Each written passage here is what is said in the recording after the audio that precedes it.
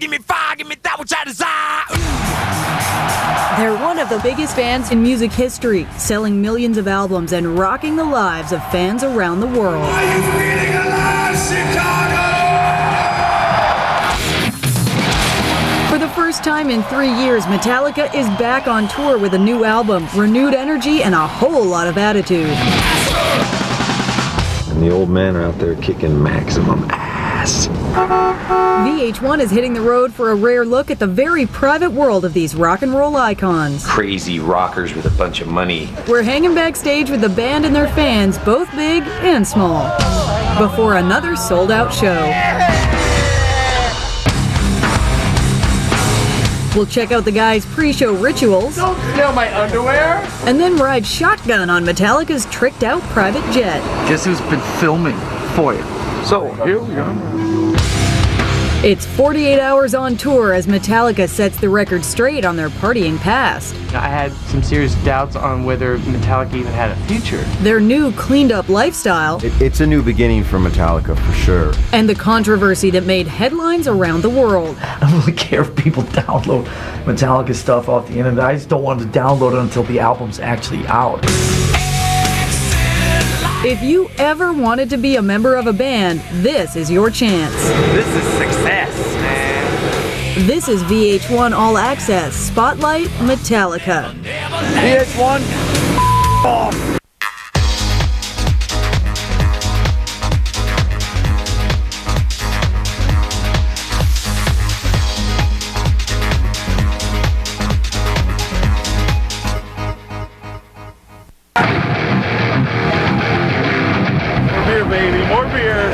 Metallica is headlining the multi-band megatour Summer Sanitarium, and to say it's lunacy is an understatement.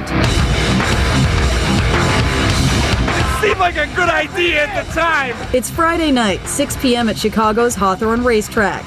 The concert's been raging all day and the fans are heating up waiting for their headlining heavy metal icons.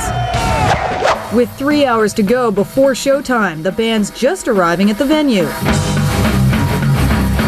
Just gave me life, now show me how to live. It feels so good to be back on the road again. I feel like I'm doing what I was put on the earth to do. Once the guys arrive, they hook up with a few select fans. I'd say one of my favorite parts of the day is the meet and greet, when you get a chance to really say hello to some of the fans and really look them in the eye. Look how badass this is. Metallica, Master Puppets, I don't even have this. Hey! While some fans seek a special autograph, the champion of the Micro Wrestling Federation shows James who's boss. What do you think of these guys, man? This is the best day of my life. The band is riding high and loving every minute of life on the road. There's a lot of kind of awareness of how fortunate we are and how just cool it is to 22 years later to be able to do this. Metallica first joined forces in the early 80s in Los Angeles. The band quickly became an underground hard rock sensation. Their heavy metal music fueled a well-earned reputation for heavy drinking and backstage mayhem. It used to be in the past I would just wake up and, go straight to the bar or whatever and just start drinking. As their popularity grew and the platinum records began stacking up, their partying intensified, earning them the nickname Alcoholica. Of course, we've had fun with most of the cliches and played them out and done all the crazy behind the music stuff. They had all the makings of a classic rock and roll saga. Do you all know Cliff Burton over here? Everyone, hi Cliff, how you doing? A bus crash in '86 took the life of bass player Cliff Burton. The infighting between members became notorious, and through it all, there was, of course, the booze. It's always been, don't think about it, just do it. And then don't worry about the aftermath later, Finally, in 2001, the roller coaster nearly went off the tracks. Bassist Jason Newsted left the band, and frontman James Hetfield checked into rehab. Never free, never me. With Jason leaving and James going into rehab, it was just Lars and I. All of a sudden there was just two of us. And that cast some pretty serious doubt on the band's future. While James struggled to gain control of his life, suddenly the Hard-Edged Boys found themselves opening up in ways they never imagined. For the last 18, 20 odd years or so, we were a band that would not show any sort of like self-doubt at all. For the first time, we are comfortable talking about our insecurities, our vulnerabilities, our weaknesses, and even to the point of shouting about them from the rooftops. By early 2002, James emerged from rehab clean, re-energized, and ready to rejoin the band. Strongest Metallica's ever felt, really, and it's showing. The guys brought on Ozzy's former bassist, Rob Trujillo. The new Metallica then hit the studio to record Saint Anger, which debuted at #1 on the Billboard chart. Of course, we're playing with a lot of speed, you know, we're playing with a lot of aggression, which is something that we did in the 80s. We're taking that speed and that aggression and just taking it to a totally different place. It is kind of like a rebirth. It's kind of like a starting over, which is awesome because there's not a lot of people that get that chance again. How sweet does it get? In 1 hour, 40,000 ravenous fans will finally catch a glimpse of Metallica. But right now, a fortunate few get up close and personal with their heavy metal heroes. I'm Georgiana. Georgiana. Georgiana? All right. Have a seat. Have a seat. Kirk Hammett starts his pre-show prep, giving a guitar lesson to the lucky winner of a local radio promotion. Brand spanking new Kirk Hammett ESP. You know, I don't know how to play guitar. Oh, that's totally fine, you know. I'll show you part of Nothing Else Matters. And it's so easy that you'll be able to play it just about any time you pick up a guitar. It's amazing how close they are to their fans. The fan club is huge, massive, and they really appreciate it. You're gonna go.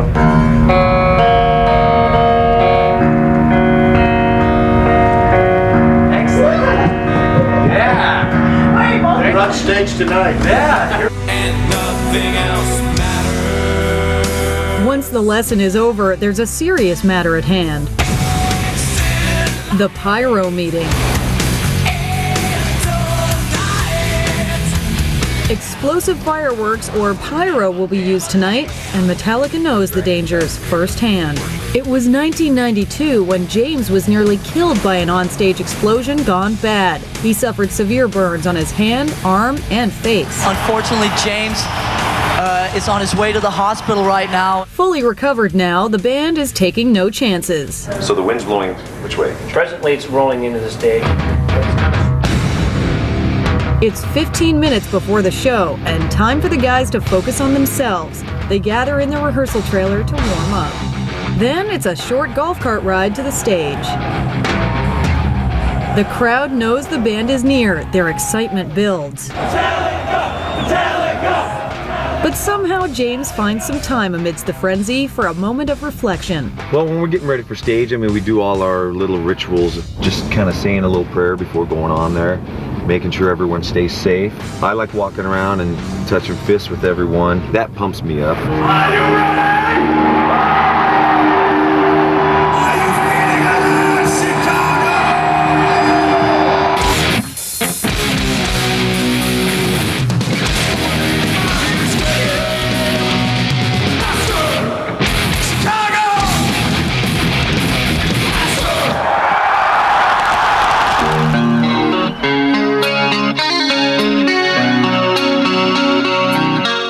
For me, Metallica music is like running a marathon. So let's get something going. Your neck's got to be loose. Your legs got to be loose. You got to have the fluidity running through your blood.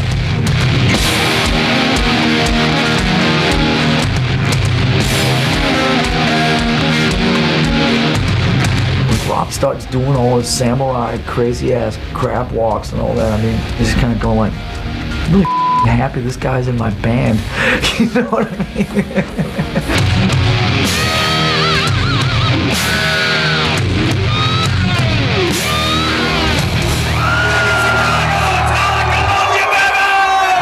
After 2 hours of pure adrenaline, the band is spent and the fans want more. Metallica #1, baby! But there's no time to hang backstage. Metallica's got to do it all again tomorrow in Minneapolis. Coming up, Are we gonna land or are we gonna crash land? it's a private flight on Air Metallica. Damn, dude. This is not your normal airline. And later, Metallica behind bars, the making of the Saint Anger video. That fit in perfect with my vision of the song and the lyrics. When VH1 All Access Spotlight Metallica continues.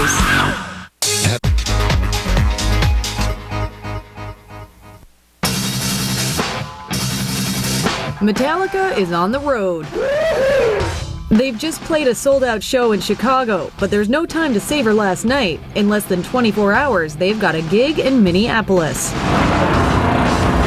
After some quick shut-eye at the hotel, it's time to pack up and head to the airport.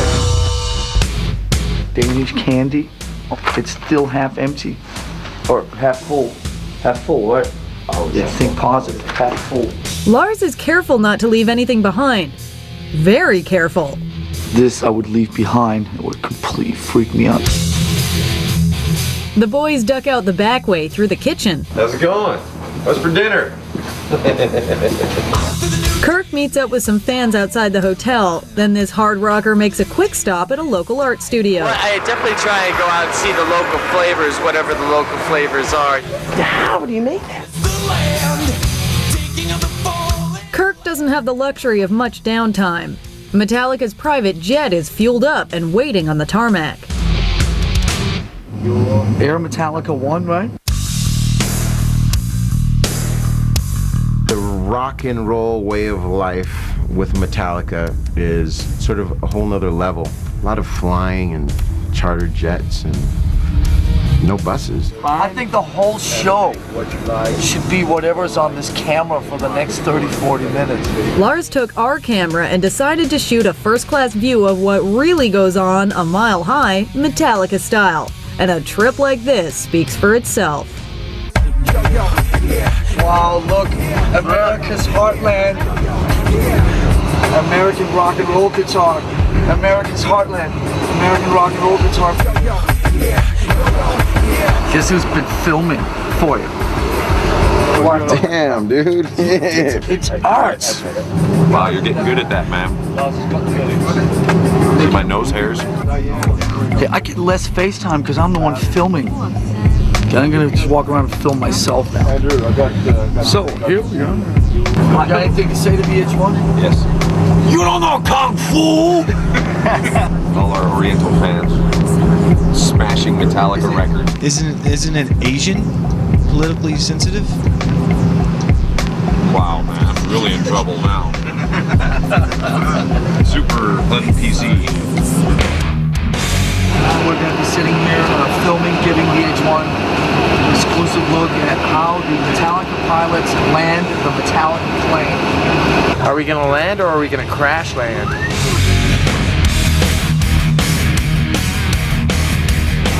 It sure beats the bus, man. You get them little hot towels, you know? It's like, this is success, man. Sign of success, hot towel, man. Wheels down in Minneapolis. The boys trade the jet for limos and head to the arena, where another 50,000 fans await. We are on our way to Minneapolis. Though they're behind schedule, the guys still find a little time for themselves. We have a guy who kind of stretches us and does a little more kind of physical kind of warm-up than we used to. Just get a little bit of a massage and a kind of a loosening up of the rotator cuff and some of this type of stuff. Limbered up, Lars takes off for a quick jog around the stadium. The thousands of fans tailgating have no idea that their idol is right in their midst. While Lars is pumping up, James is warming up. It was good to come in here and just plug in and get your chops up too for the show, but also to kind of relax and kind of play guitar to chill out too. There's a stack of guitars over there that some people brought by to try and sell to us. Oh, yeah. Crazy rockers with a bunch of money, you know. Oh yeah, I'll take all of those, dude.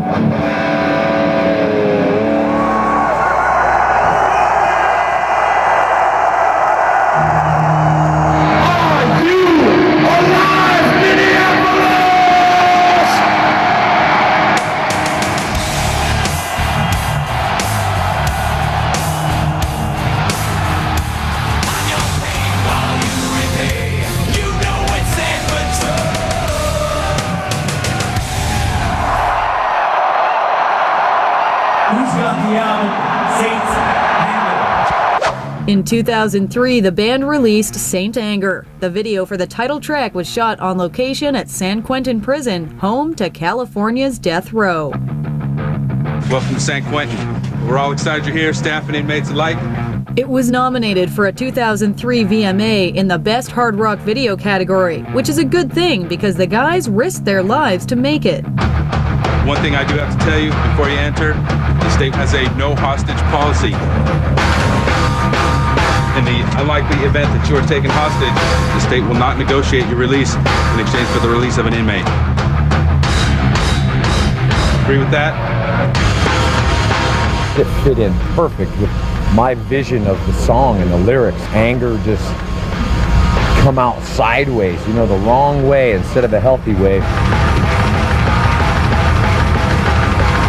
This is not the ultimate consequence, but in Death Row right over there is. It's basically about, you know, having regrets over what you've done in the past and, you know, finding a way to make amends. And it's so great to look these guys in the eyes, and, you know, especially the lyrics to this song.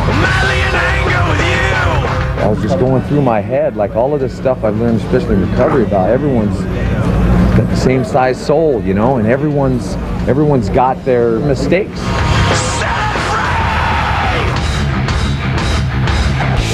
Coming up, another sold-out show draws to a close and the band is off to their next venue. Take care of yourselves, and don't forget Metallica loves you, friends. Thank you.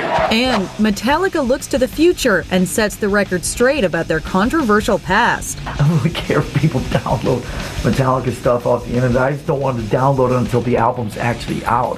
When VH1 All Access Spotlight Metallica continues. For more exclusive footage of Metallica backstage and in concert, Kicking maximum ass. go to VH1.com.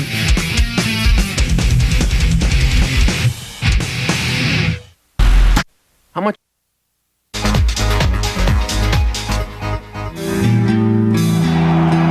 Metallica is on stage in Minneapolis. They're in the middle of a whirlwind sold-out concert tour.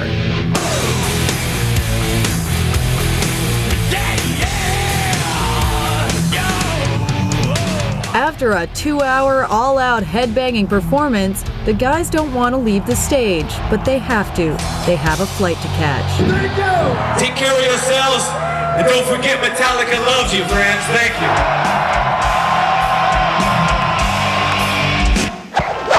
After a rough couple of years, the band now has a chance to reflect on their renewed connection to each other and the music they make.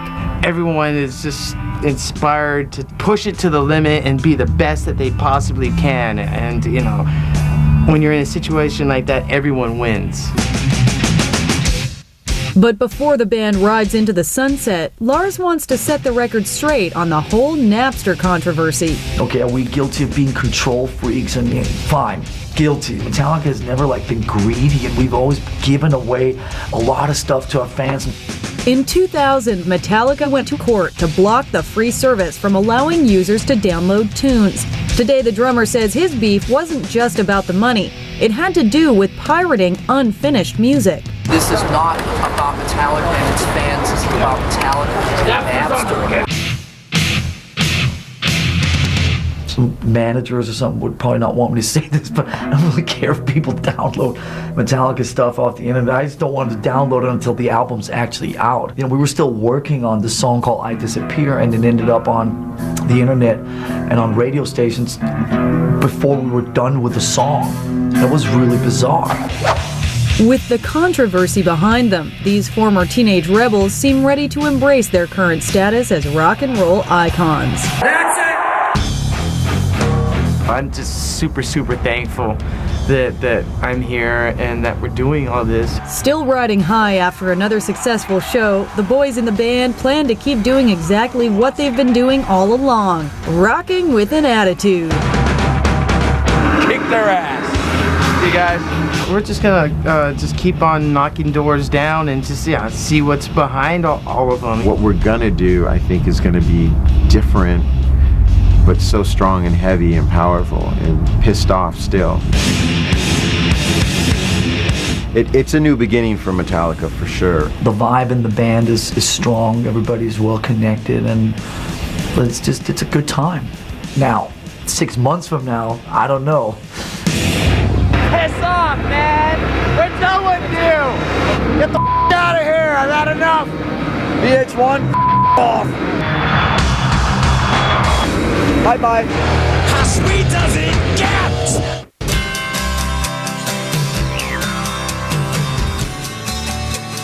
Do you